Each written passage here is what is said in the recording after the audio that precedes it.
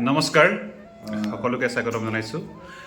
আমি সকলোৱে জানো অসমৰ দ্বিতীয় সৰ্ববৃহৎ জনজাতীয় জনগোষ্ঠী মিচিংসকলৰ যথেষ্ট সম্ভ্ৰম আছে আৰু ধৰ্মীয় দিশত মিচিংসকলৰ যথেষ্ট নীতি নিয়ম আছে। সকলো দিশতে মিচিংসকল চহকী। আজি তাৰে এটি উদাহৰণ হৈছে মিচিংসকলৰ জী জোঁৱাইৰ আপ্যায়ন। অৰ্থাৎ আপোনালোকে জানে মিচিংসকলৰ দদগাং খাইছে, আদ্য শ্ৰাদ্ধ দেখিছে আপোনালোকে। মিচিংসকলৰ ৰগুম সকাম অৰ্থাৎ আত্মা নিমন্ত্ৰণ সকামৰ কথা শুনিছে।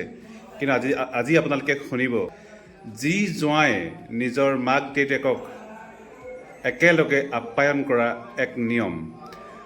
অৰ্থাৎ আমি সকলোৱে জানো যে এগৰাকী ছোৱালী বিয়া হোৱাৰ পিছত অৰ্থাৎ মাক দেউতাকৰ পৰা আঁতৰি যায়। বহুত মন থাকে নিজৰ মাক দেউতাকক কাষত পোৱাৰ, মাক দেউতাকৰ লগত একেলগে ভাত এসাঁজ খোৱাৰ। গতিকে তাৰে ফলস্বৰূপে আচলতে ব্যস্ততাৰ মাজত সময় উলিয়াই জী জোঁৱাই নাতি পৰিণাতি আহি নিজৰ মাক দেউতাকক শহুৰ শাহুৰ লগত একেলগে ভাত সাজ খায়। আৰু এই নীতি অৰ্থাৎ এই পৰম্পৰা মিচিংসকলৰ তাহানিৰ যুগৰ পৰা আছে, পিতামহ যুগৰ পৰা আছে। বিষয়টো খুব ভাল লগা কথা। এই ভাল লগা দিনটোতেই এনেকুৱা এটা পৰিৱেশ আজি অনুষ্ঠিত হৈছে। এইটো হ'ল ট্ৰেডিশ্যনেল মিচিং কাজ। এতিয়াই নহয়, আদিম যুগৰ পৰাই তেনেকুৱা আদৰ্শ আছে, নীতি আছে, শাস্ত্ৰতো সেইবোৰ কথা আছে। ভাত এসাঁজ মই খাবলৈ নোপোৱাকৈ থকা নাই, কিন্তু মোক যে ছোৱালী যদি খুৱাম বুলি ক'লে আজি 20 বছৰ বা 15 বছৰ 12 বছৰ মূৰত যে মোক ভাত এসাঁজ খোৱা মনটো খুব ভাল লাগিলে। হৈছে মিচিংসকলৰ অনন্য এক পৰম্পৰা আৰু সেই মিচিংসকলৰ নীতি নিয়ম বা পৰম্পৰা সম্পৰ্কে যথেষ্ট অভিজ্ঞতা আছে আমাৰ ৰমাকান্ত তাই ডাঙৰীয়াৰো। তেখেতে মিচিঙৰ আলিগালি গাঙৰ তাৎপৰ্যই হওক, মিচিঙৰ আত্মা নিমন্ত্ৰণ কাজৰ সম্পৰ্কে হওক, সকলো দিশতে তেখেতৰ অধ্যয়ন আছে, গৱেষণা আছে। গতিকে এইবাৰ তেখেতৰ কাষলৈ আহিছোঁ। তেখেতো আজি এই ঘৰত আলহী হিচাপে আহিছে। আপোনাৰ কেনেকুৱা অনুভৱ এই মুহূৰ্তত? নমস্কাৰ। খুব আনন্দৰ বিষয়, খুব ভাল লাগিছে। কাৰণ পুত্ৰ হ'লে পৰকন্যা আনিবেকো ঘৰ, আৰু কন্যা হ'লে মানে বেলেগ এটা ঘৰলৈ উলিয়াই দিব লাগে। তাত আমাকো নিমন্ত্ৰণ কৰাৰ কাৰণে আমিও আহিলোঁ। আহি ইয়াত দেখিছোঁ মানুহবোৰৰ যিটো এটা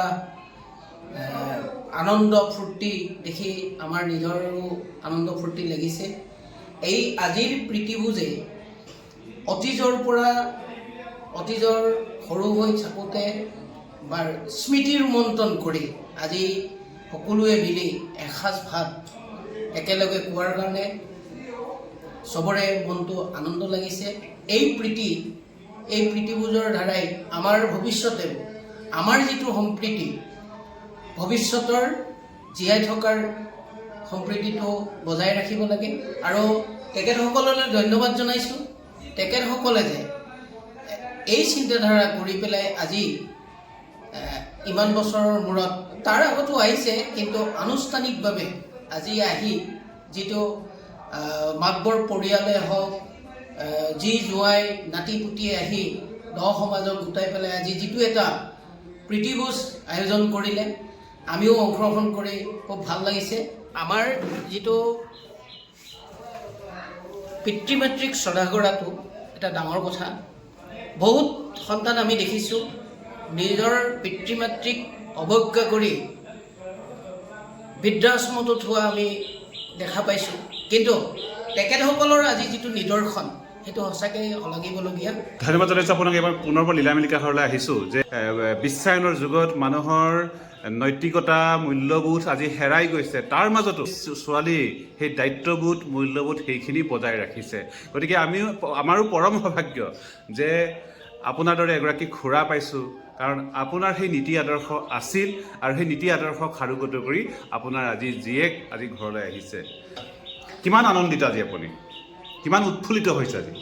একেবাৰে ভাবিব নোৱাৰা এটা আনন্দ। আজিৰ যুগত যিটো পৰিৱেশ, এই যুগৰ পৰিৱেশটোতকৈ আজিৰ পৰিৱেশটো বেলেগ। আজিৰ যুগত কি হৈছে, ছোৱালীয়ে মাকৰ ঘৰলৈ এনে যাম, দেউতাকক নেচায় যোৱাৰ পিছত। কিন্তু মই এটা কথা ভাবোঁ, এইটো অভিভাৱকৰো দায়িত্ব আছে। অভিভাৱকৰ দায়িত্ব থকাৰ কাৰণে সম্ভৱ নিশ্চয়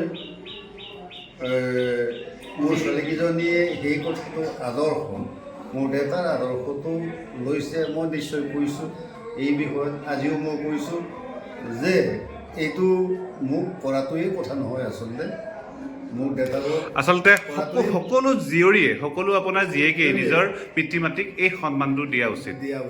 হয়। আৰু অকল মোকে নহয়, হয়, হয়তো তেখেতসকলৰ ঘৰতো তেনেকুৱা সন্মানীয় মানুহ আছে। সেই তেখেতসকলকো সেইটো কিবা এটা ভাত এসাঁজ খুৱাব লাগে বুলি নকওঁ। আচলতে তেখেতসকলক সন্মান কৰাটো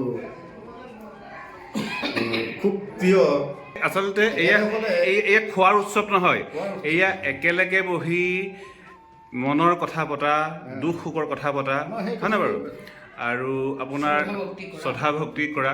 আচলতে সেয়াহে ইয়াত কেইটা বস্তু সোমাই আছে। পিতৃ মাতৃক শ্ৰদ্ধা কৰাটোৱে আমাৰ প্ৰকৃত ধৰ্ম বুলি মই ভাবোঁ। পিতৃ মাতৃৰ কাৰণে এইখন জগত, এইখন পৃথিৱী আমি দেখা পাইছোঁ। পিতৃ মাতৃক যাতে কোনেও অৱজ্ঞা কৰিব নালাগে। চাকৰি সূত্ৰে কোনোবাই হয়তো বাহিৰত থাকিব পাৰে, তথাপিতো পিতৃ মাতৃৰ ভক্তি শ্ৰদ্ধা সদায় থাকিব লাগে। আজৰি সময়ত কেতিয়াবা বন্ধ দিনত হ'লেও বা আহিব নোৱাৰিলেও ফোনত হ'লেও খবৰ খাতি লৈ খৰচ পাতি দি পেলাই পিতৃ মাতৃক শ্ৰদ্ধা কৰিব লাগে বুলি মই ভাবোঁ।